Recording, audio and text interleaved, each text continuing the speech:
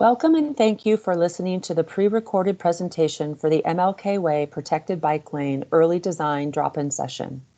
We will start this presentation with a land acknowledgement. We acknowledge the original inhabitants of this place, the Coast Salish tribes, who since time immemorial have hunted, fished, gathered, and taken care of these lands. We respect their sovereignty, their right to self-determination, and we honor their sacred spiritual connection with the land and water. Before we get started, I would like to introduce the members of our SDOT project team who are presenting today. My name is Lisa Harrison, and I'm the Communications and Outreach Lead for this project, and Jonathan Frazier is also presenting, and he is the project developer. The script for this presentation is available to download on the project webpage so you can follow along. If you are listening to this recording at some point in the future, you can email any questions or comments to mlkway@seattle.gov.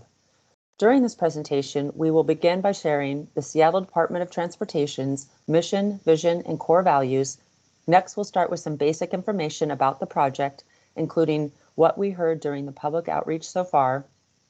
Then we'll cover the current design at 5 key spots along the corridor. And we'll end by talking about what comes next. At SDOT, we want to deliver projects that contribute to a thriving, equitable community that is powered by dependable transportation. We want the transportation system to provide people with safe and affordable access to places and opportunities, and we are guided in doing this by our values of equity, safety, mobility, sustainability, livability, and excellence. I will now turn the presentation over to Jonathan. The purpose of this project is to improve safety for people walking, biking, and driving, and to create better connections to transit and to destinations between Mount Baker Station and the future Judkins Park Light Rail Station. We are focusing on the section of Martin Luther King Jr. Way South between Rainier Avenue South and South Judkins Street. Construction could begin by the end of 2021, with the goal of completing improvements by 2023. The project began earlier this year following outreach for the citywide Bicycle Master Plan implementation plan back in 2019. We heard loud and clear a need for more connections in Southeast Seattle, especially heading north and south. This community process helped identify MLK as well as Beacon Ave as top priorities citywide. Once the project is complete, a route of protected bike lanes, the I-90 bike path, and neighborhood greenways can allow for safe and comfortable cycling trips between Mount Baker, downtown Seattle, and the neighborhoods in between. If you travel along 23rd Avenue or I-90, you've probably seen that Sound Transit's construction of the new Judkins Park Light Rail Station is well underway. It's expected to open in 2023, and we want this project on MLK to be ready to help riders reach it. SDOT is working on several projects to improve access to this station for people walking and biking to help more riders reach what will be high-quality, dependable transportation to jobs and other destinations. Seattle is also working to improve traffic safety with the Vision Zero goal of ending traffic deaths and serious injuries. In many locations, MLK functions as more of a highway than a city street, with high rates of speeding as well as run off the road, left turn, pedestrian, and other collision types that can be addressed through improved design. We want this project to improve traffic safety for all users in an area where 4 community members have tragically lost their lives in collisions in just over a year. We've begun to introduce changes earlier this year, such as changes to pedestrian signals and a reduced speed limit to improve traffic safety sooner. But we want a project such as this one to help those new changes work even better. The project began with an analysis of different options. That helped determine what design should be developed further based on its ability to provide safety and connectivity while staying in budget and avoiding traffic and other inputs. This led us to propose building one-way protected bike lanes on each side of the street. Since the last time that we've checked in, we've developed what we call a 30% design, where many of the major questions about the project have been answered, but there are still details to resolve. It's a good time to share the design and to incorporate feedback. We've also been working with other SDOT projects in the area, such as improvements to Metro's Route 7 bus and the Accessible Mount Baker initiative. as well as public and private construction in the area. The pandemic is affecting all of us, including how this project has approached working with the community. I will hand things off to Lisa to discuss what we've learned through public outreach so far. Thank you, Jonathan. As we worked on early design, we have also been working with you remotely through mailers, emails, phone interviews with businesses and organizations, and posts on social media. In the spring, we were forced to delay an outreach event due to COVID, but we had an online survey open for several weeks in April and May. In August, we hosted an online drop-in session to share early designs and opened another online survey to gather your feedback on the designs. We received 184 responses from the online survey. In the next few slides, I'll share what we heard from our August outreach. We asked about on-street parking and which side of the roadway people would prefer the parking to be maintained. 58% of the responses we gathered preferred parking to remain on the east side. We asked folks to tell us what their top priorities are for protected bike lanes, and we heard the top two priorities were, at number 1, ample space for physical protection between bicyclists and vehicles, and the second was dedicated signals for bicyclists and vehicles turning left. We also asked what were the top priorities people had for pedestrian improvements. The top priority was to extend sidewalk corners, and these provide more room and space for traffic from traffic while waiting to cross the street. We also heard that folks want the sidewalks widened or repaired. These improvements provide a smoother service and expand the space for people walking and rolling. And the third priority chosen was to widen crosswalks. This provides greater visibility for people crossing the street. This wraps up the brief outreach recap. I will turn the presentation over to Jonathan again. So now we're going to show you how this design would look at 5 points along the corridor. The first 4 locations will be familiar if you joined the last event, but we will also go into detail on the intersection of Rainier and MLK, where we did not yet have a design to share last time. The first location is at MLK and Massachusetts Street, location 1 on the map near Sam Smith Park and the I-90 lid. This is where the street has a neighborhood feel and directly serves people's homes and has already seen some safety improvements. Today, the street has 1 travel lane in each direction, a center turn lane that transitions to a left turn lane at Massachusetts Street, and parking on both sides. There are sidewalks present, but no bike lanes. The design introduces protected bike lanes on each side of the street, separated from traffic and parking by flexible posts. The travel lanes in each direction and the turn lane would be retained, as would 1 lane of parking on the west side of the street. 1 lane of parking would be removed, and lanes would be slightly narrowed to create space for the new bike lane. Parking on the east side would be removed, and parking on the west side would be preserved. This keeps parking closer to destinations such as churches, businesses, and nonprofits in the neighborhood to the west of MLK.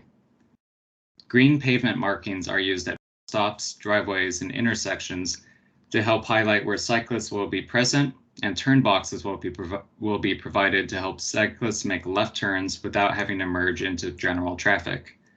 These design details are included not just at this location, but throughout the project area. Also shown here, but present throughout the area, are shared bus stops, where buses merge into the bike lane to pick up and drop off passengers, similar to what you see today on the South Alaska Street and South Myrtle Street protected bike lanes on Beacon Hill. The next location is near Plum Street and Hill Street, which is opposite the Amy E. Tennis Center, location 2 on the map. Here, the street currently has 4 travel lanes and a center turn lane. There are sidewalks, but no parking and no bike facilities. The design proposal here replaces 2 of the travel lanes with the protected bike lanes, again separated from traffic by flexible posts.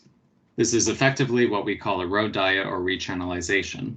It not only introduces dedicated space for bikes, but also makes it easier to maintain a 25 mile/hour speed while driving, compared to the 4-lane design that the street has today. We are adding new parking north of South Plum Street on the west side of MLK, where it is currently restricted.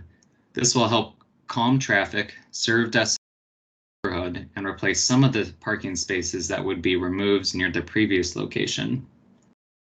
This also potentially includes a new pedestrian crossing at South Plum Street, which would meet a new sidewalk plan for construction around the time that Judkins Park Station opens. That crosswalk would include a flashing light that helps signal drivers and cyclists that someone wants to cross. It would also fill one of the longest gaps between improved crossings in the project area, and it would include new curb ramps for people rolling who are using a wheelchair or a stroller.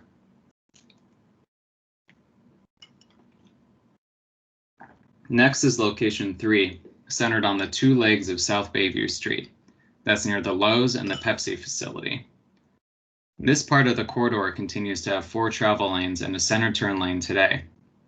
Sidewalks are present, except on the east side of the street between South Bayview and McLaughlin, and there are no bike facilities.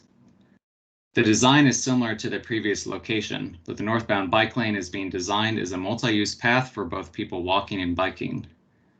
We heard a desire to keep pedestrians and cyclists separate, so space on the path for northbound bikes and pedestrians walking in both directions. This helps fill this final sidewalk gap in the corridor, improving access and reducing the need to cross the street to walk on a sidewalk. It also introduces a new crosswalk on the south side of the Bayview and MLK intersection, where none is currently provided given the lack of a sidewalk. Finally, it also upgrades the curb ramps of this intersection to improve travel for people rolling. While we expect that the design will help make it feel more natural to drive the new 25-mile-per-hour speed limit, speeds and collisions have historically been higher in this part of MLK. Because of this, we're including a concrete barrier between traffic and the bike lane to provide more separation in key locations. This is also an area where water has significantly damaged the pavement between South Bayview Street and South McLaughlin Street. Our design proposes repairing this damage to improve safety and comfort for all users, and we are seeking funding to replace the concrete pavement panels and make improvements to slow down future damage.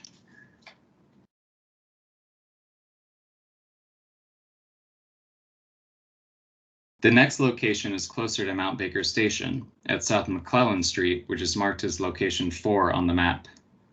This is opposite the gas station and the planned Mount Baker affordable housing developments.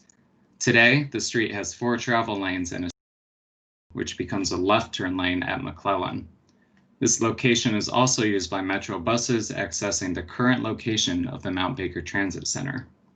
The design replaces 1 travel lane in each direction with the protected bike lanes, generally separated with a concrete barrier north of McLaughlin and by flexible posts south of McLaughlin.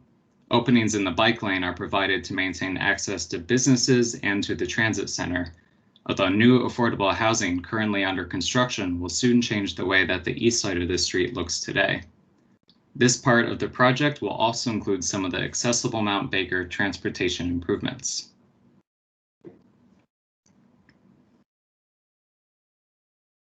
You may be familiar with the Accessible Mount Baker initiative that is helping guide transportation improvements in this part of the neighborhood.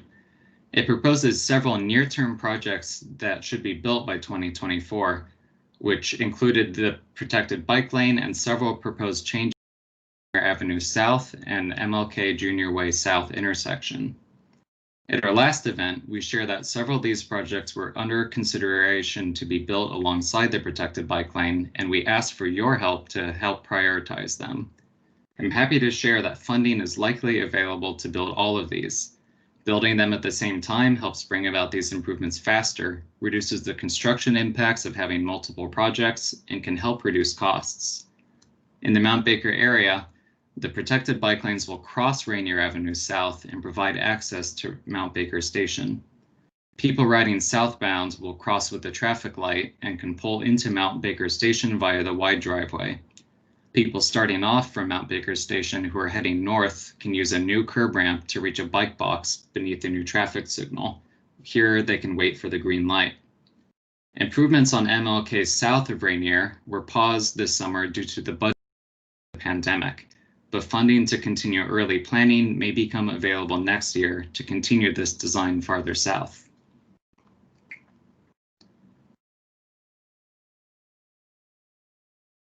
Let's walk through each of these elements since these are new since our last meeting. Number 1 is 2 expanded corners to provide more space and separation from traffic for people waiting across the street. These are both on the east side of Rainier. The northeast corner, which is outside the Starbucks, would see a significant expansion. The southeast corner, which is outside Franklin High School's playfield, will be expanded by a few feet. Improvement number 2 is wider and repaired sidewalks on the east side of Rainier. These will provide a smoother surface and more space for people walking and rolling. There's more room to expand the sidewalk on the north side. The constraints of the playfield mean that the expansion on the south side will be narrower. Number 3 is refreshing the crosswalks and making them wider across Rainier Avenue South and MLK Junior Way South to provide more visibility and more space for people crossing the street. We're looking at using black textured strips similar to those recently installed at Rainier and 23rd to help people who are blind understand where they are in the crosswalk. Number 4 is a new crosswalk and traffic signal on the south side of intersection, where one is currently lacking. This provides people a place to cross without needing to climb the existing pedestrian bridge. The bridge will remain in place for people who prefer not to wait at the light or who are used to using it. But it is important to provide a ground level crosswalk at this location to reconnect the intersection and protect people who aren't using the pedestrian bridge. Number 5 is a right turn on red restriction to help people walk across the street with more separation from people turning, and it's important that we add this along with a new crosswalk to keep people safe. The last improvement is improvements at 2 intersections of South McLaughlin Street. These include signal changes to help people crossing the street called leading pedestrian intervals, which have already been added where South McLaughlin Street intersects with Rainier Avenue South and again with MLK Junior Way South. And as we're making these improvements, we're also going to be rebuilding the curb ramps to make them better for people with wheelchairs and strollers and refreshing pavement markings as needed for people driving. And that wraps up the design section, and Lisa will now describe what happens next with the project. Thanks, Jonathan. We have an online survey available to you to submit your feedback on the designs we just discussed. Please visit the project website for the survey. The survey will be open until Friday, November 20th. We're hosting an online drop-in session on Tuesday, November 17th. We will share information about the project and host a live question and answer session. We will be working to stay in touch with you throughout this project. You can stay informed about upcoming outreach activities by checking the project website or signing up for email updates. Thank you for watching this presentation. Remember, the online survey is open now through Friday, November 20th, and there is that online drop-in session on Tuesday, November 17th. If you are watching this presentation after these dates, you can email your questions at any time to our project email inbox at mlkway@seattle.gov.